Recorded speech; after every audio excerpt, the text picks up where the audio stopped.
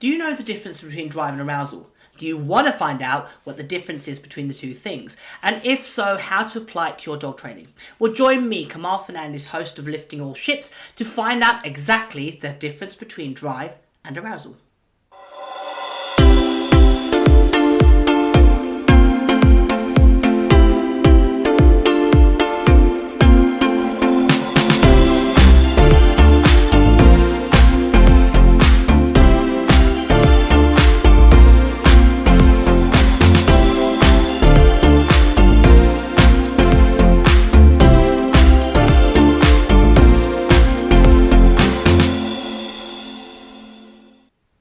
Hi there, guys. It's Kamal Fernandez, host of Lifting All Ships, the podcast which aims to raise others up. Today, I'm talking about the two terms drive and arousal, or specifically the difference between a dog that's driven and truly in drive and one that's in a heightened state of arousal.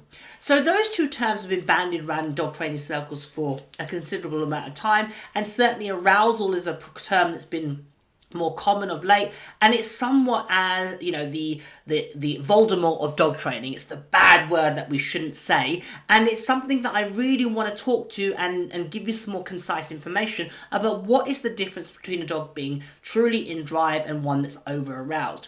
When we talk about arousal, we really are referring to a dog that's overstimulated and frenzied and a little bit hectic and crazy, and there's reasons why dogs can develop that as a trait in their training or display a state of over-arousal.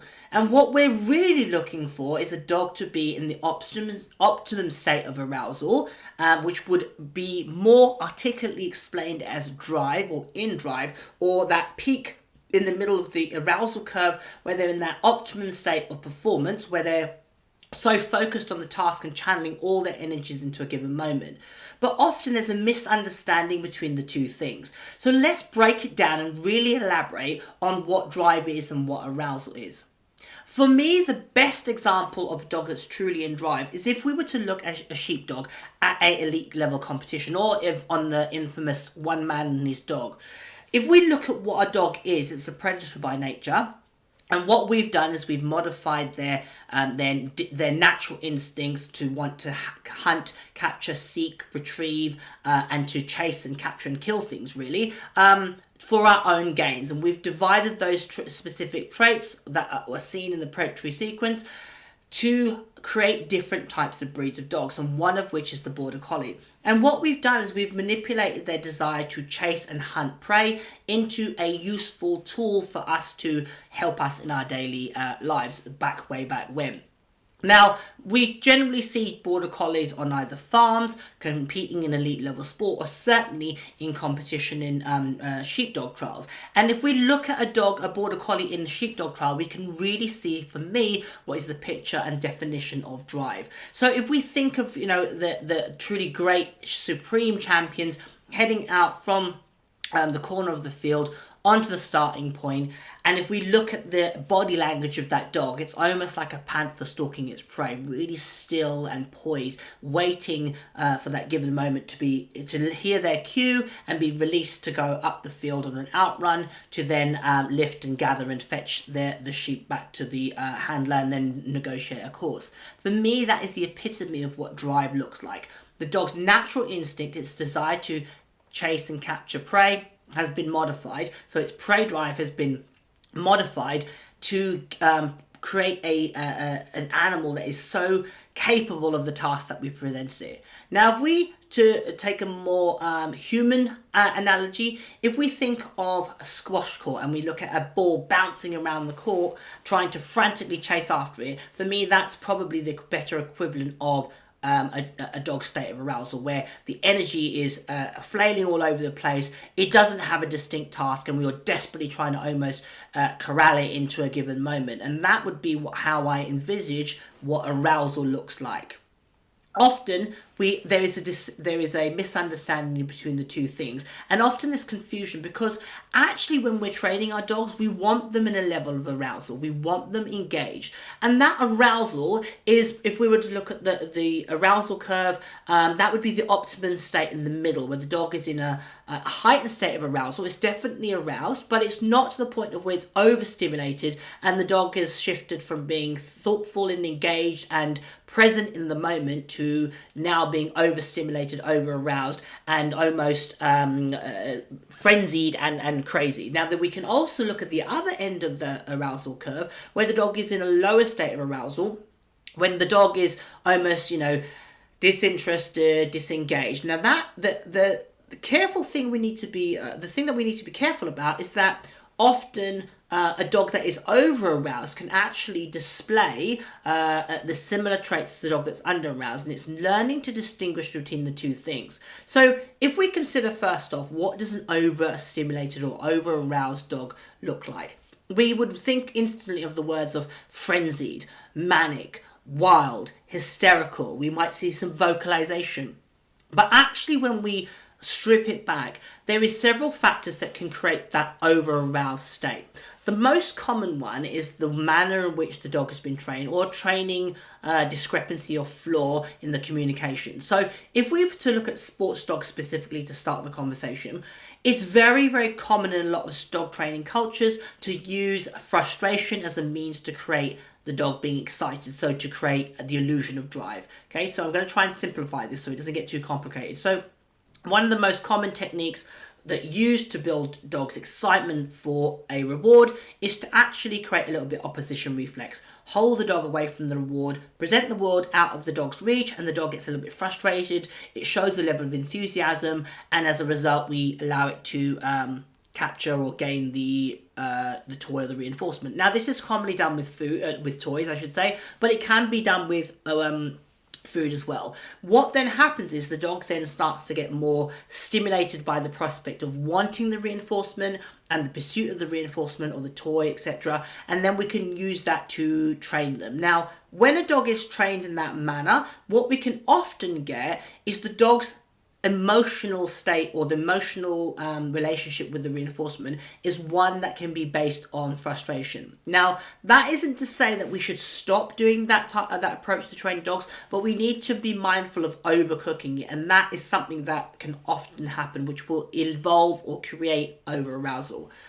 That's one really common way in which over-arousal can be caused. Now, there is certain types of dogs that are more susceptible to being over-aroused. For example, Malinois or high drive working German Shepherds, or for example, my giant Schnauzer, are dogs that get really over-aroused just by the prospect of any form of training. They're so conditioned to want the reinforcement and the prospect of working. They're dogs that tread that line between over-aroused, the optimum state of arousal, or drive, or the optimum state of drive, very, very easily. Other common signs of over-arousal could be vocalization. The dog that whinges or starts to whine or starts to bark.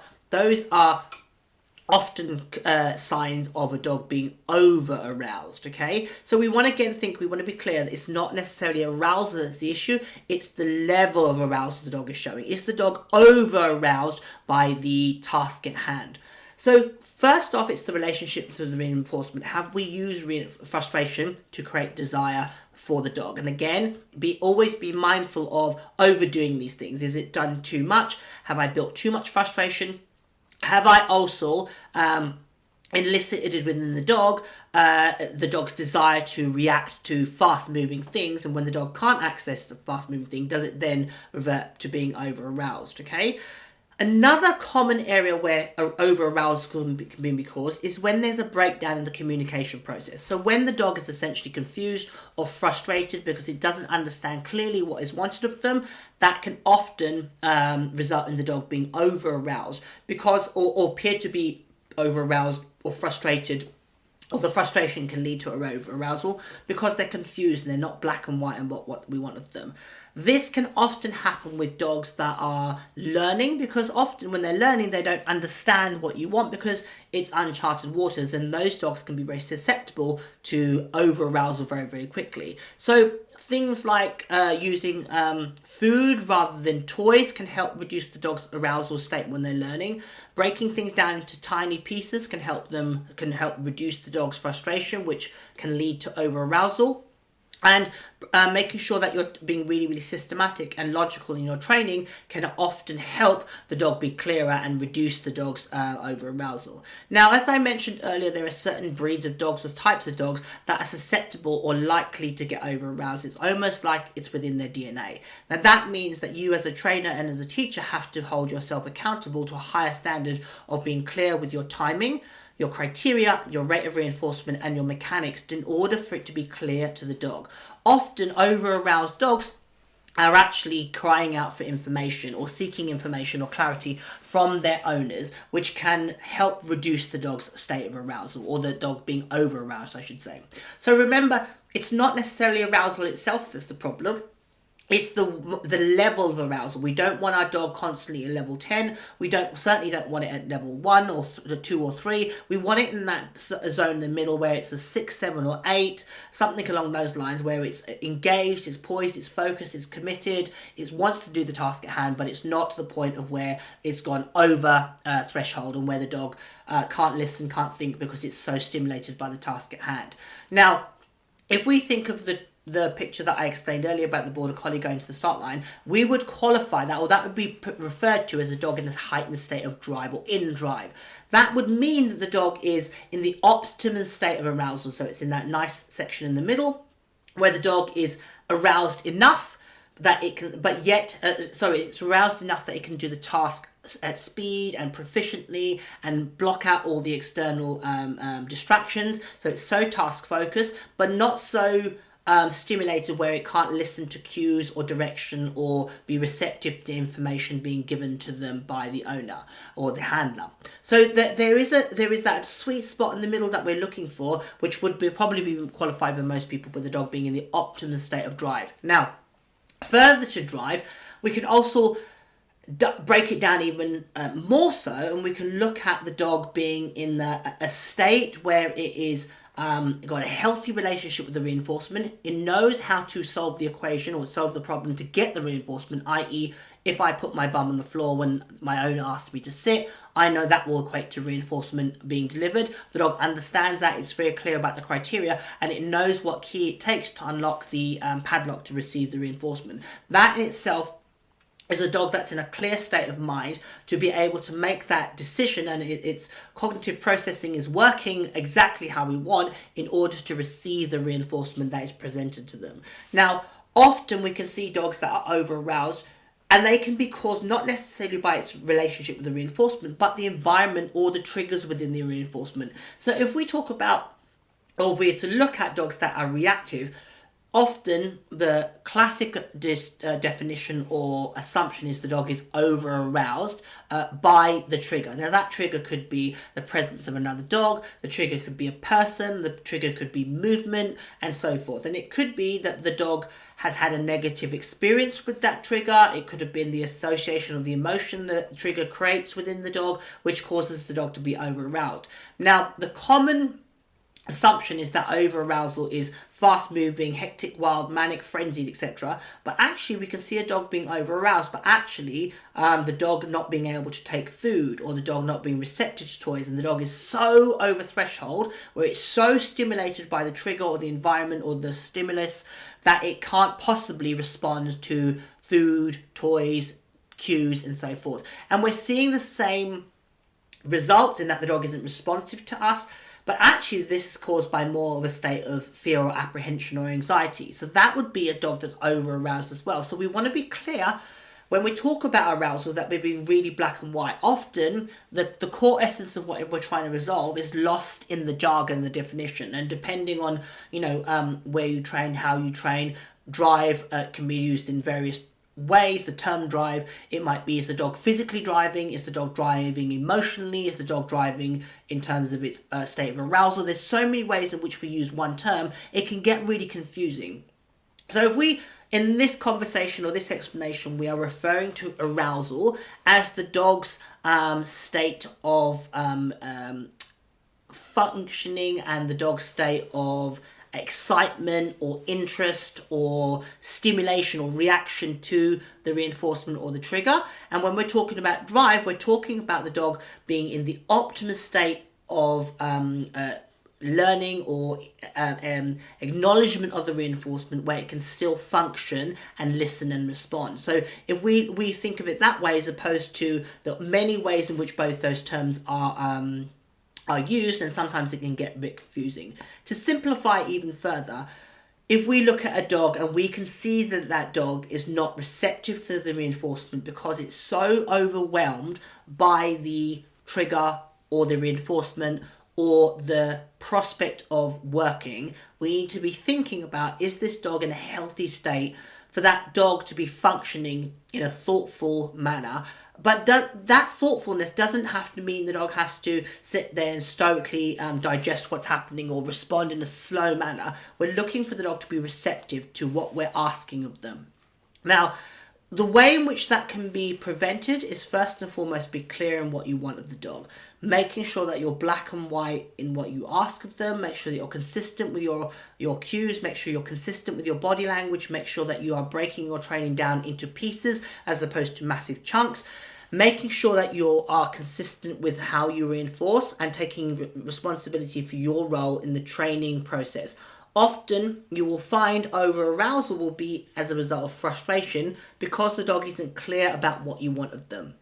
That's a massive way in which we can keep that dog's arousal state in that optimum point of being engaged and focused and wanting to learn and having fun and joyful, but yet not hysterical and frenzied and manic and wild and all those things, or certainly not anxious and apprehensive and all those other words that we can use to describe either end of that spectrum, which is not healthy for our dog to be in. So we really need to be thinking about constantly looking at our role in the training journey to get the dog in the optimum state of learning and responsiveness for the task at hand.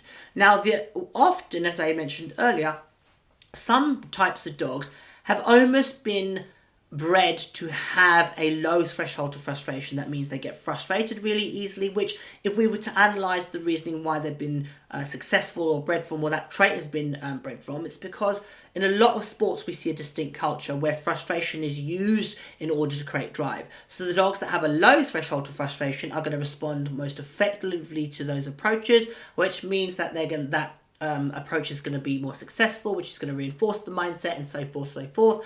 So we need to be thinking about those dogs and how we equip them with skills to be able to not only be receptive to training, but also to life in itself. So if we were to take a breed like a Malinois, a breed that I've owned for over 20 years, they are a dog that, generally speaking, have a low threshold of frustration. They get frustrated very, very quickly because, again, that's very desirable in the breed. When you're talking about their main use, probably globally, is protection work, where we often see that they're held back, teased with the toy or the reinforcement as a way to incite the dog to be excited and want to grab the toy or the eventually the sleeve, and so forth and so forth. That means that we need to be really, really thoughtful about not only how we train them, making sure that it's systematic, it's logical, it's our mechanics are smooth and timely, my reinforcement is consistent, and so forth and so forth. I need to actually equip the dog with the ability to think even though it's in a heightened state of arousal. So one of the ways in which I do that is via the medium of shaping. And shaping is something that I've done with my dogs for probably 20 plus years or along that timeline, where I have used it as a technique to train my dogs and to create behavior. Now, my shaping has developed over the years into the technique that I use now, which is about using which I use reinforcement specific markers, which I use location specific markers, and further to that, I'm really, really mindful of how I shape my dogs. So when I shape my dogs, I don't click the dog for approximations. I will reinforce approximations, but I save the click word for the exact behavior I'm going for in that session.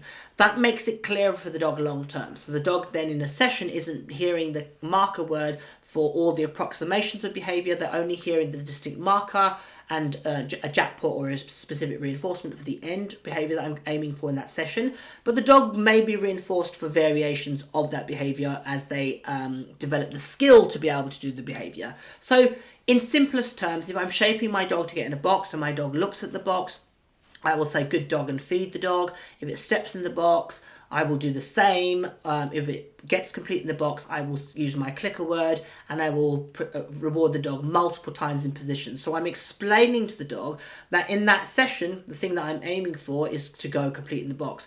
Now, how that will help them reduce the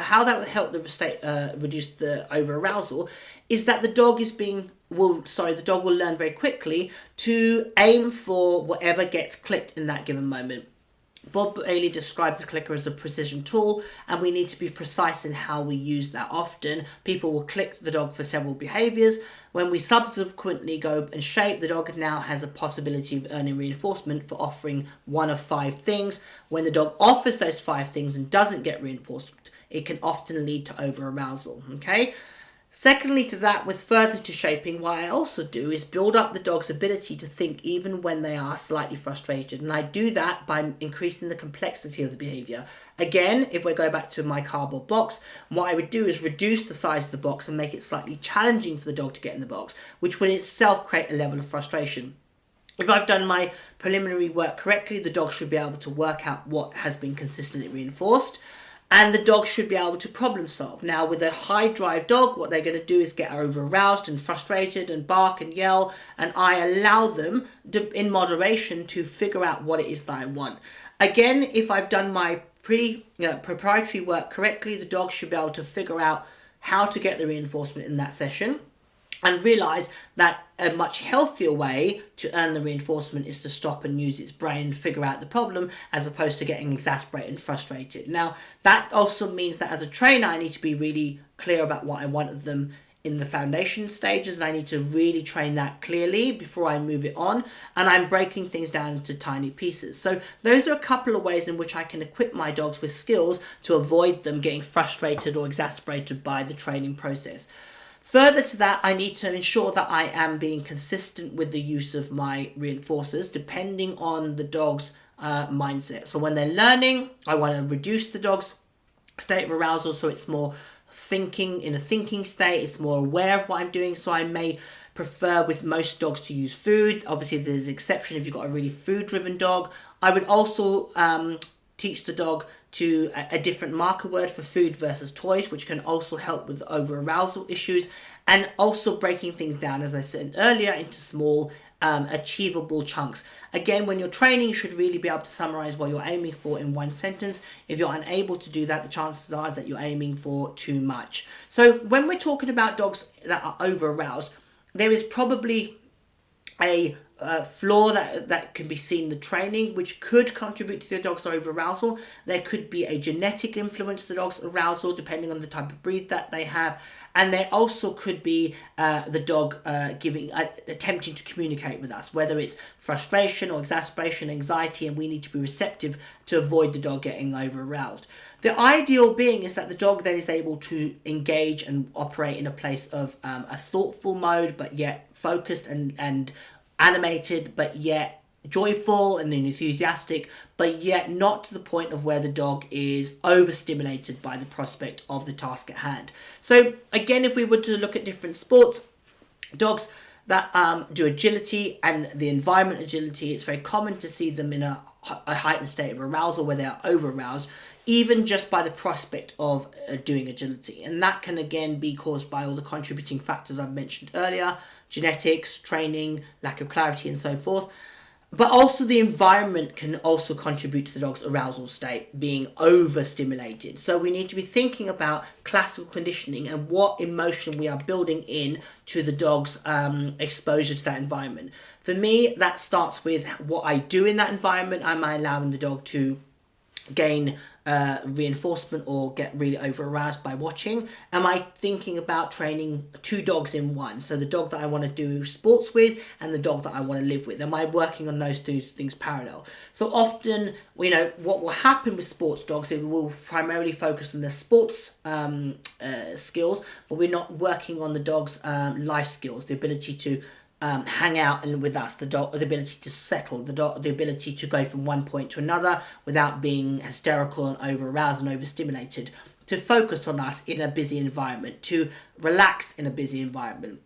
All those things are really, really important to prevent the dog being over-aroused and therefore ultimately underperforming. And that's the biggest misconception. The misconception that a dog is hysterical and barking and woofing and lunging is going to be faster or better or quicker or more powerful is a gross misunderstanding. And my old martial arts instructor used to say empty vessels make the most noise, and never could that be truer than with dogs that are over aroused. Often we'll see dogs that are showing a lot of energy, but it isn't actually being channeled into a given moment. And ultimately, for a dog to be truly in drive, we want them to channel all that energy, all that enthusiasm, all that desire into the task at hand. So what then happens is we end up with better performance, because the dog understands very clearly how to access the reinforcement, how to gain access to the thing that they want most, whether it be the sheep, the sleeve, the agility equipment, the reinforcement, whatever it is. You know, if it's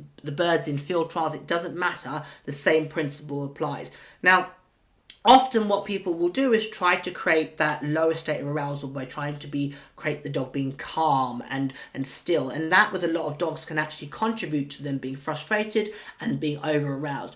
With some dogs, we need to be thinking laterally about how we create them being thoughtful and receptive to our information. And with a lot of dogs, actually, it's to use movement. So if I was to look at my two younger dogs, my Malinois Jungle and my Giant Schnauzer Swipe, what I will regularly do with them to start a session is actually do some movement. Now, what that does is it has the effect of reducing their arousal in a physical sense, because they're burning off energy by just moving. It might be I lunge them around or do some faster moving activities just to get them more receptive to learning and being able to be still. But that's a huge thing that is needed to be considered, because what tends to be done is we want to suppress them and keep them calm and make them still. And with a lot of high energy dogs, if we think about a child with ADHD or ADD, trying to get them to be still is going to contribute to their frustration. It's going to contribute to their disengagement and so forth. So a more effective way is to actually let them move. Run them round, let them expel some energy, and intersperse little pockets of focus, and then let them move again. So giving them those little breaks, or stress breaks, where they can just burn off some energy, let some mental concentration out, for want of a better way of phrasing it, and let them move, let them get it out of their system, and then ask them to do the more still stuff. So again, if we just think of an analogy, it would be like, the child that really is hyperactive and energetic, let them go and kick a football around for 15 minutes, then get them to come and sit down and do homework for 5, and then let them go and kick the football out for 10 minutes, and then bring them back in, let them do 10 minutes of homework, and then 5 minutes of football, and then 5 minutes of work, and then end your session. So what you're doing is weaning them off the need to constantly always move, because that could be physically exhausting for them. But what we're doing is we're not fighting them constantly. Again, we need to be thinking about whether our attempt to keep them calm and suppressed and only using food and trying to make them still is actually contributing to the dog's frustration, and therefore it's over arousal. Remember, train the dog in front of you. Think about what the dog seeks, what the dog wants as reinforcement, and how you're using it. Think about the relationship the dog has with the reinforcement, and making sure that you are clear in what you want of them. So just some thoughts there about drive and arousal. Hopefully it's given you a clearer picture of the difference between a dog that's over aroused and one that's truly in drive, and what we should be looking for. Often the words can jumble up and create confusion between when, because ideally we want the dog in a level of arousal, but we don't want it off at 10, and we certainly don't want it at 1 or 2. We want it in that space in the middle. Musings from me, Kamal Fernandez from Lifting All Ships. Enjoy your dogs, enjoy the journey, and have fun with your training.